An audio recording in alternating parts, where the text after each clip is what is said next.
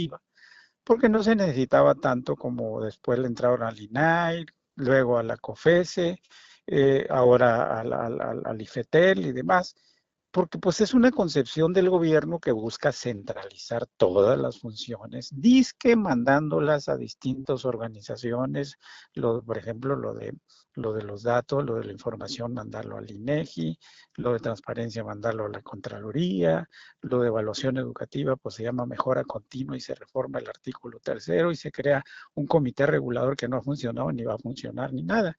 Y aquí estaba pendiente las reformas reglamentarias, digámoslo, dar en un reglamento, en una ley, lo que establece el artículo 6º, que es lo de la libertad de información y el derecho a la información, el 7, la libertad de expresión, el 27, el derecho a propiedad, y en el 28, ahí sí, porque ahí el constituyente del 2014, como tú lo señalas, metió en el artículo todo lo correspondiente al Instituto Federal de Telecomunicaciones, cómo se iba a integrar, cuál era su función y demás. Pero pues estos no quieren organismos autónomos, lo desaparecen y crean su propia agencia, dicen, de transformación digital y telecomunicaciones, obviamente dependiente del Poder Ejecutivo, cuyo titular ya empezó a dar declaraciones, a decir que no hay problema, que todo está bien, que las frecuencias se van a dar, que se va a licitar como se establece en la Constitución y demás. Pero bueno, se extingue el IFETEL y se trasladan sus funciones a esa agencia de transformación. Se crea la Comisión Reguladora de Telecomunicaciones, se abroga, como dices tú, la ley publicada el 14 de junio del 2014, y bueno, es una directamente iniciativa presidencial que va, dizque en nombre de evitar la discriminación. ¿Qué quiere decir eso? Que las radiodifusoras que se autoricen ya no formen parte de monopolios de una sola familia, que no se discrimine a nadie por el color de la piel, por su origen étnico, por su riqueza y demás.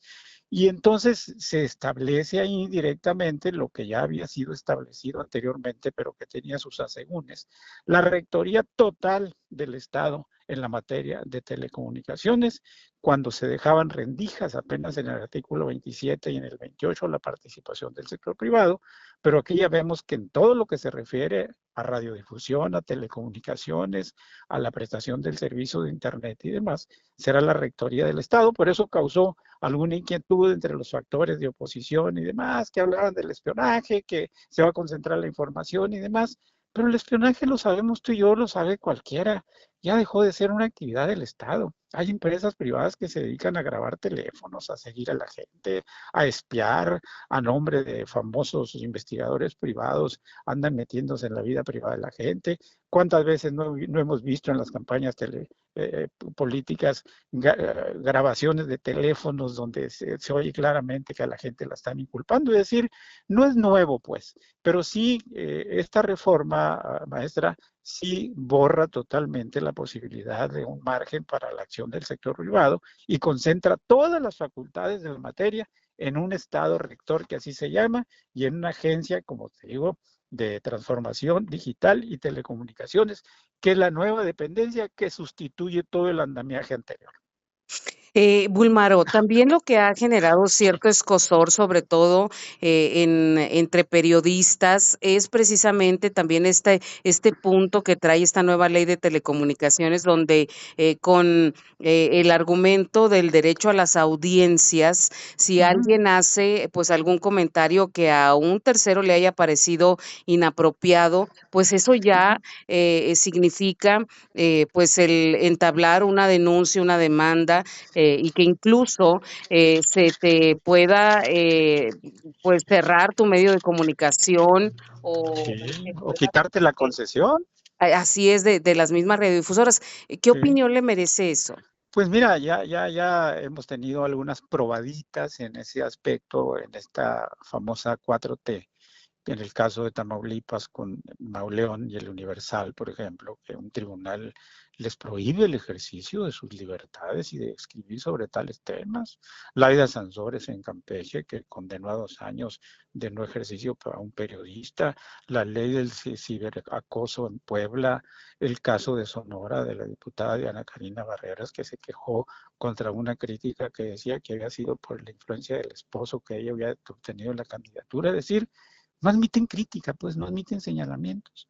Aquí no te estás metiendo con la vida privada de nadie y tú sabes muy bien por tu oficio, por tu ejercicio diario, que si no tienes pruebas, eso sí te expone a una demanda penal y civil y demás, y tendrías que pagar, como se dice luego, el daño y reponer el daño y todo lo demás. Pero aquí es, sinceramente, es darle volantín a una política de intolerancia que se está manifestando en esas realidades que te dije, pero ya sumado a una concentración del poder y la facultad del Estado en esta materia tan delicada que son las telecomunicaciones y que con la abundancia ya de la competencia digital entre China, Estados Unidos, la Unión Europea, el gran poder de Google, de Amazon, de todos ellos, pues ya se va concentrando el poder en esa materia y que Dios nos agarre confesados porque vienen tiempos muy difíciles y muy complicados, sobre todo en el ejercicio de las libertades, que es lo que hay que cuidar y que es lo que no contempla el gobierno. Sí se estableció en la Constitución hace años el derecho de réplica, pero era derecho de réplica. Tienes derecho a aclarar, a decir como lo está haciendo el presidente, el expresidente Peña Nieto, ahora que lo acusan de haber recibido 25 millones de dólares de Pegasus. Pero bueno, el daño queda y si no hay una disculpa de parte del medio de comunicación, entonces te quedas con ese daño. Pero ahora resulta que el culpable es el que critica, el que señala, el que dice, y ese que le tiene que pedir disculpas al poder, al gobierno de Tamaulipas, al gobierno de Campeche, al gobierno de Puebla y a una diputada que efectivamente hay que investigar cómo se reparten las candidaturas en ese partido patito que es el Partido del Trabajo, que sobrevive gracias a los 15,000 votos que le dio el PRI en el 2015, pero que luego como la golondrina voló, voló y voló y se acomodó con Morena y ahora está haciendo la de rebelde, destapando candidatos en Sonora y yéndose por la libre en Veracruz, donde se presume que ganó más de 30 alcaldías. Se está cosechando lo que se ha sembrado y no vemos así con claridad qué es lo que va a suceder en el 2027, porque también se está descomponiendo mucho la política y también con estas leyes centralizadoras, concentradoras de poder y hechas al vapor con una mayoría tramposa que se organizó después de la elección de junio del año pasado. Bulmaro, y decía, en uno de los comentarios escuchaba a Aguilar Camín, precisamente creo, que decía, bueno, reconozcamos como periodistas que estamos ejerciendo nuestra labor con miedo, aunque Mm, parezca, decía, poco elegante reconocer a veces el miedo, reconozcamos que con estas condiciones vamos a empezar a sentir ese miedo sobre lo que opinamos, sobre lo que decimos, por más correcto y justo que sea, o por más adecuado que parezca ante las circunstancias que se viven a veces en muchos temas, pues no va a dejar de ser algo que nos ponga en riesgo para que luego salga quien se siente, insisto, ofendido o ofendida, a decir que estamos atentando contra su persona por haber dicho lo que es la verdad. Entonces, sí. eso también en el ámbito periodístico, si a eso le sumas también el temor con el que ya se vive por la inseguridad en el país, por los Mm, poderes fácticos que luego intervienen para que se hable o no se hable, o se diga o no se diga las cosas en los medios de comunicación, y una serie de factores que creo que sí van en detrimento, y no estoy chilloneando, no estoy chilloneando, Búlmaro, al claro. contrario, creo que hoy más que nunca nos obliga nuestro oficio a ser valientes, a tener valía, pero eso no deja de darnos ese portazo en la cara, esa realidad que estamos viviendo, y luego ahora que ni siquiera la ley nos va a amparar o nos va a proteger para poder hacer lo que hacemos. Claro, mira, se están dando fenómenos inéditos en México que vinieron con este nuevo gobierno que ya va para 7 años. Todos los días nos despertamos con que mataron a un secretario del ayuntamiento o a un presidente municipal. Todos los días nos despertamos con que la delincuencia organizada cada día abarca más territorio, más control en el territorio mexicano. Las autoridades americanas hablan de un 50-60% y hay muchas gentes que ven que es cerca del 80%. Son fenómenos nuevos y ustedes siempre y con mucha razón han sostenido que el periodismo es el oficio más peligroso, no solo de México, sino del mundo. ¿Por qué? Porque hay muchas pieles sensibles que no aguantan la mínima crítica, el mínimo señalamiento, pero cuando ya ven protección del Estado y asociación del Estado con esa limitante a las libertades que establece la Constitución, ahí sí es para ponerse a rezar y para ponerse a preocupar directamente. Y con lo que hemos estado viendo en los estados que te he mencionado y con los caprichos de políticos arribistas, de políticos corruptos, de políticos que se quejan de que, ay, no los puedes criticar, son perfectos, llegaron para quedarse. Dice, a partir de ahora ya todo es diferente, no somos como los anteriores, no robar, no mentir, pero es lo que hacen todos los días. Entonces, yo creo que sí es para pensarse, para reflexionar y ponerse las pilas los partidos opositores, porque ya viene la elección del 2027, donde vas a tener que elegir la nueva Cámara de Diputados, 500 diputados más, y ahí tienen la oportunidad de darle un vuelco y de cambiar cuando menos esta tendencia de concentrar tres poderes en uno, eliminar los órganos autónomos y quedarse esta nueva realidad sin contrapeso alguno, porque aguas, ahí viene la nueva Suprema Corte de Justicia y el aparato de jueces a partir de septiembre, que nos va a demostrar que esta elección simplemente fue una concentración de poder más para hacerse el poder incómodo que les faltaba a la famosa 4T, y que aguas también, porque hay muchos juicios pendientes donde obviamente no se le va a dar la razón a quien la tenga, sino que lo que interés político convenga de partido y de grupo. Esa es la nueva realidad que estamos viviendo, más es el asesinato de políticos, de alcaldes, de secretarios del ayuntamiento, que cada día nos sorprende y no se averigua. Simplemente se abre una carpeta de investigación, ahí se deja y al rato viene otra realidad y otra, y se van olvidando totalmente los casos cuando el nuevo fenómeno político está involucrando directamente al ejercicio de la política, al ejercicio de las libertades y al ejercicio de la actividad periodística, que es una de las más peligrosas en México y en el mundo.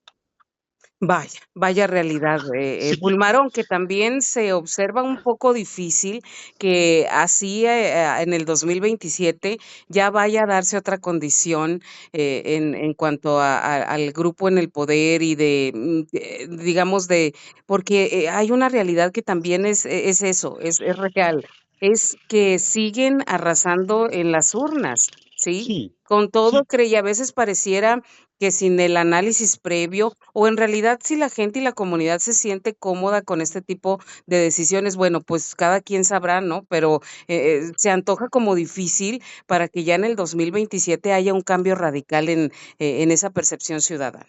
Mira, son 17 gubernaturas y 500 diputados. La economía no crece. Nos acabamos de desayunar con la nota de que no se han creado nuevos empleos, que México está entrando en una posible recesión que la niegan desde el punto de vista oficial, pero ya la pérdida de empleos con tanta frecuencia es un indicador de que estamos entrando a una recesión. Hay problemas graves como el de salud que no se resuelven y la gente sigue peregrinando en hospitales y demás. Hay problemas graves como el de la educación porque le he dado todo a la organización que representa solo el 8% de los profesores, les das todo, millones, hospitales, atención, y descuidas al sindicato de trabajadores de la educación que representa el 90% y es el que tiene el contrato colectivo de trabajo. Esa es una realidad que ya está permeando en las clases medias. Esa es una realidad que se reflejó en la elección de Durango, en la elección de Veracruz. Ya no las traen todas consigo y lo que prometieron de ser diferentes no ha permeado en la realidad porque la gente está viendo cómo se enriquecen los carros que traen, los restaurantes que visitan, los escándalos permanentes que no se permite la frivolidad, los que viajan en primera clase y demás. ¿Qué es esa mezcla que te decía al entrar al programa de una mezcla variopinta de intereses políticos del PAN, del PRD, de expriistas que formaron un nuevo partido, pero no sucedió que se bañaran en el Ganges, como decía Carlos Castillo Peraza, que al bañarte en el Ganges te purificabas? Aquí nadie se purificó y han seguido con los mismos vicios. Por eso yo creo que sí se va a reflejar en la elección del 27 y ahí tienen los partidos políticos de oposición a los que cada rato les dicen que no existen, que no aparecen. Bueno, pues desde el poder así se ven las cosas, pero yo creo que hay un sentimiento en la gente de que no se han cumplido las expectativas de lo que el nuevo gobierno prometió en las materias que te he mencionado, y eso seguramente les va a costar en las urnas, como ya les costó en Durango y les costó en Veracruz. Bulmaro, ¿le da tiempo de que hagamos un corte Sí, sí, bueno, porque está muy adelante. sabroso esto para desaprovechar la A oportunidad. sus Hago órdenes, breve maestra. corte y volvemos. Gracias. Usted generando bastantes puntos de vista aquí en Cananea. Hay algunos mensajes, dice, buenos días, dígale a Bulmaro que con esta cuarta transformación estamos mucho mejor que los partidos pasados. Siempre ha habido muertes, secuestros que les duele de lo que está pasando hoy en día. Tienen que adaptarse al nuevo cambio de gobierno, que todos apoyamos a Morena, dice acá uno de los mensajes. Y otro que dice, buen día, ayer estuve escuchando a la presidenta de México en una gira en Veracruz y no se cansa de decir que el presidente Andrés Manuel López Obrador a cada rato, pero eso sí no menciona, eso sí dice, no menciona que dejó 3 veces más grande la deuda pública de lo que la dejó Peña Nieto. Entonces, ella que es vicepresidenta, preguntan acá. Y dice, Miriam, saludos y gusto en saludarte sobre lo de los periodistas. Por unos la llevan todos, si recuerdas a Lorete Mola y Broso, todos los montajes que generaron y López Dóriga, pues cuántas mentiras y todos nos creíamos. Por ejemplo, cuando el terremoto de México en 1986, él dijo que no había gente muerta, que todo estaba bien, etcétera, y le creímos. Aparte, en ese mismo año nos llevaban las boletas a nosotros en la secundaria para votar y nos decían que votáramos por el PRI. Yo recuerdo eso, Miriam dice gracias y buen día. Pues mire, todas las opiniones son válidas, Bulmar. Sí, mira, yo creo que hay datos objetivos que no puedes ignorar. Lo que dice el segundo comentario. López Obrador agarró la deuda pública en 10.7 millones y la entregó en 17 billones, es decir, 7 billones más en un sexenio por todos los gastos alocados que hizo en la refinería, en el tren, en el AIFA. Además, por ejemplo, hoy viene una noticia en los periódicos nacionales donde dicen que la refinería va a tomar todavía otro tiempo porque no está en condiciones de operar, mientras que el precio del petróleo sube por el conflicto de Irán y nosotros estamos importando el 50% de las gasolinas que consumimos cuando él dijo que no iba a haber ya gasolina importada, que iba a haber medicinas al 100% en todos los hospitales y no es cierto. Y sobre todo que la economía no crece, es decir, no se han puesto ellos a analizar críticamente lo que pasó el sexenio pasado. Y todo sigue siendo culpa de Calderón y Peña Nieto. Ya ves todo lo que le están echando a Peña Nieto ahorita con los millones de dólares y demás, que por fortuna lo está respondiendo bien. Es decir, hay que ponerse objetivos fríos, más allá de lo ideológico, de lo bueno, de lo malo, de lo blanco y de lo negro. Hay datos objetivos en la realidad nacional que no se pueden negar. ¿Qué dijo López Gatell cuando manejó lo del COVID? Que si llegábamos a 60,000 muertos iba a ser una tragedia.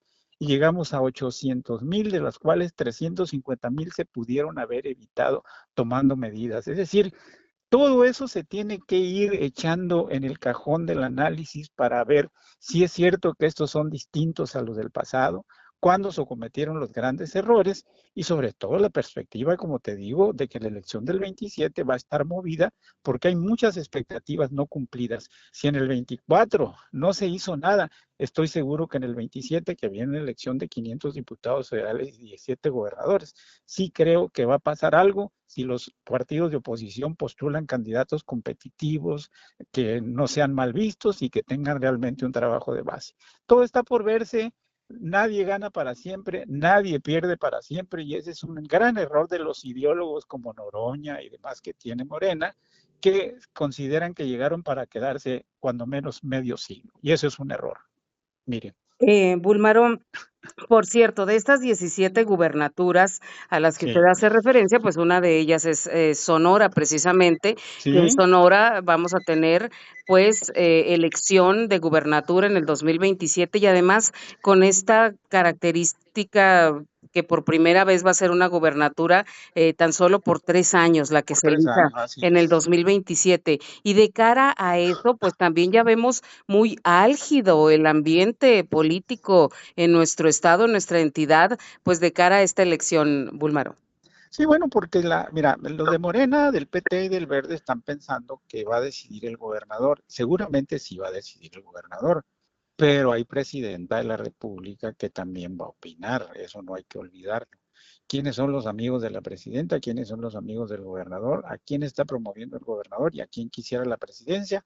La presidenta, ese va a ser un factor que va a intervenir en la candidatura, sea hombre o mujer, para el gobierno del Estado en el 27.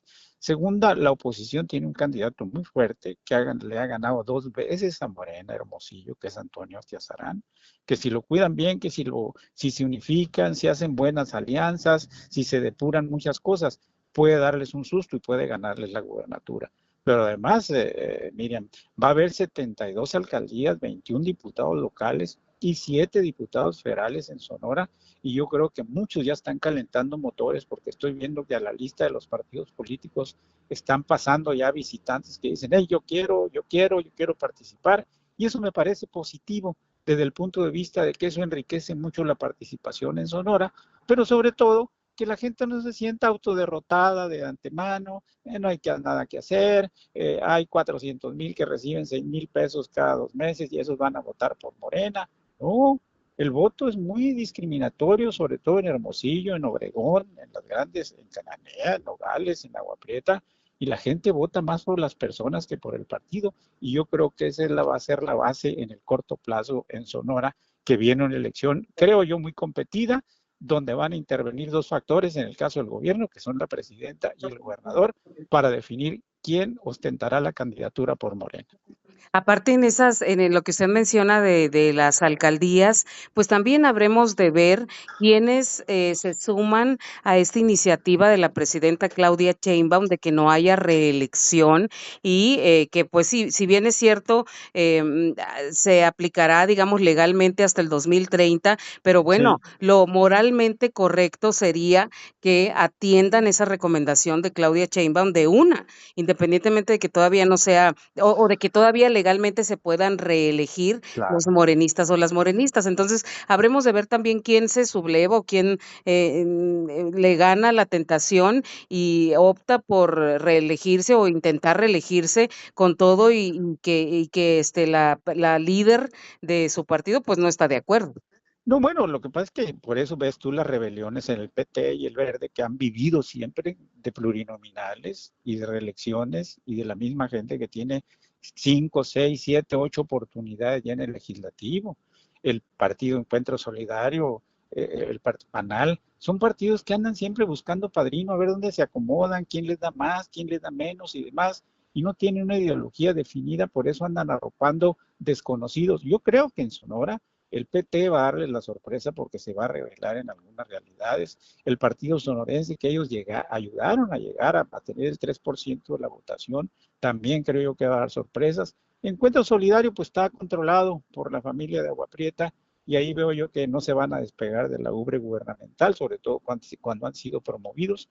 Y el Verde Ecologista, pues la gran influencia es del Valle Colosio, que lo trae del poder, ya sea para la alcaldía de Hermosillo, por la gubernatura del estado, pero sí creo que tienen que tomar en cuenta quiénes son los candidatos o candidatos más cercanos a Claudia Sheinbaum desde que formaron Morena en el 2014. ¿Quiénes son los favoritos del gobernador del estado? Que se está viendo que hay una crisis, porque ayer mismo que se destapa a la diputada Karina por Hermosillo, Morena saca un comunicado inmediatamente diciendo que no son tiempos de candidaturas ni de promociones, porque seguramente ellos ya tienen una estrategia para Hermosillo, una estrategia para Obregón y una estrategia para Sonora, que el delegado nacional del Partido del Trabajo vino a echarles a perder porque destapó candidatura para Guaymas, destapó candidatura para el Estado y candidatura para Hermosillo, algo que los sorprendió y los agarró como diciendo, oye, espérense, no está nada resuelto. Y estamos haciendo esto porque el PT va a elevar el precio de la moneda para la probable alianza para el 2027, como ya vienen envalentonados de lo que hicieron en Veracruz con Morena y que les fue muy bien, por cierto. Vaya, pues qué Sí, panorama, muy sí. interesante, Bulmaro, le agradezco, si me lo permite, seguimos en comunicación Cuando y tú gustes, contactándolo. Miriam. Cuando tú gustes, estoy a tus órdenes. Un abrazo como siempre, a la orden. Igualmente, gusto en saludarlo. Gracias.